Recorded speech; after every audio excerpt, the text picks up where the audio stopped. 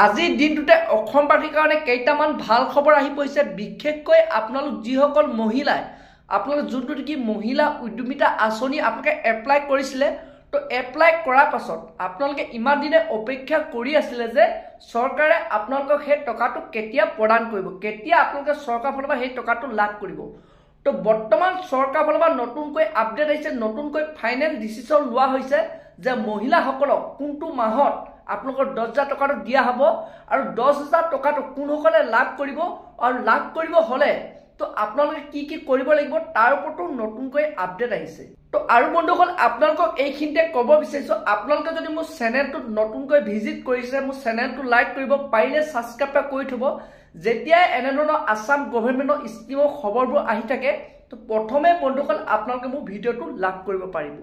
তো এতিয়া বন্ধুসকল আপোনালোকক মই জনাই আছো যোনটো নেকি চৰকাৰৰ ফালৰ পৰা ফাইনেল ডিচিশ্যন অপেন হৈ আহিছে তো মহিলা উদ্যমিতা আঁচনিৰ ওপৰত।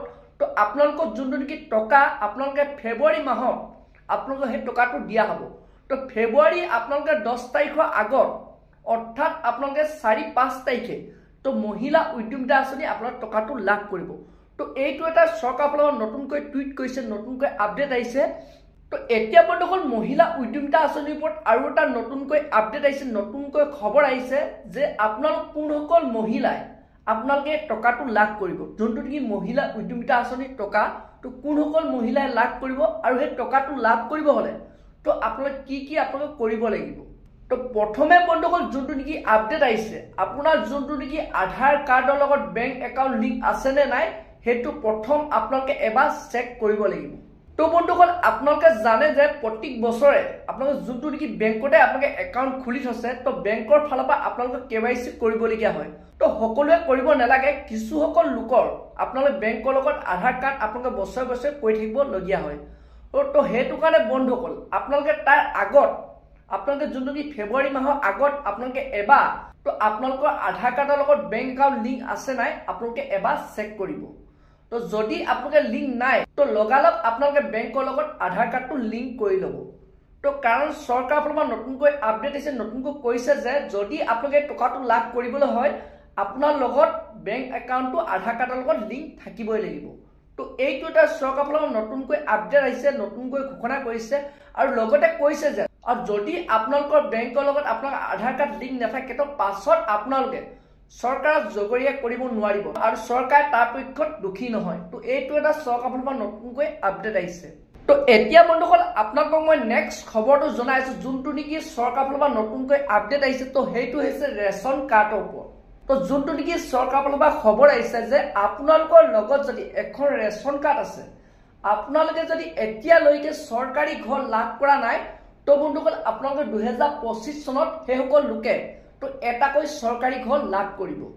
তো বন্ধুসকল সেইটো কাৰণে চৰকাৰে বৰ্তমান যোনটো নেকি পৰ্টেলটো অপেন কৰি দিছে, আপোনালোকে অনলাইন আৰু অফলাইন তো দুইটাৰ পৰা আপোনালোকে এপ্লাই কৰিব পাৰিব যদি আপোনালোকৰ লগত এখন ৰেচন কাৰ্ড আছে। তো বন্ধুসকল আপোনালোকে এপ্লাই কৰিব হলে আপোনালোকৰ যিকোনো CSC চেণ্টাৰৰ পৰা আপোনালোকে অনলাইন এপ্লাই কৰিব পাৰিব।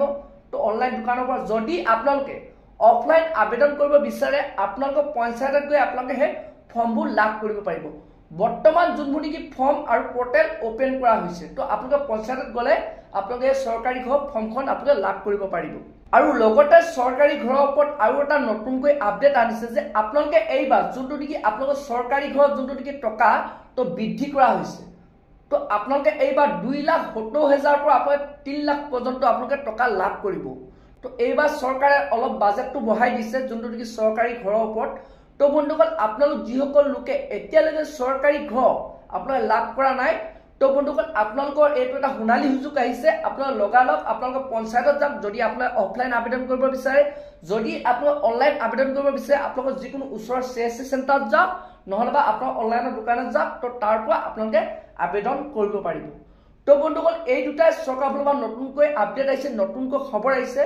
তো বন্ধুসকল আজি ভিডিঅ'টো ইমানেই আছিল। আপোনালোকে এনেধৰণৰ যদি গভৰ্ণমেণ্ট খবৰবোৰ লাভ কৰিব বিচাৰে চেনেলটো লাইক কৰিব পাৰে, পাৰিলে ছাবস্ক্ৰাইব কৰিব। যেতিয়া এনেধৰণৰ অনলাইন খবৰবোৰ আহি থাকে তো প্ৰথম বন্ধুসকল আপোনালোকে এই ভিডিঅ'বোৰ আপোনালোকৰ মোবাইলত লাভ কৰিব পাৰিব। তো বন্ধুসকল আজি ভিডিঅ'টো ইমানতে ৰাখিছোঁ।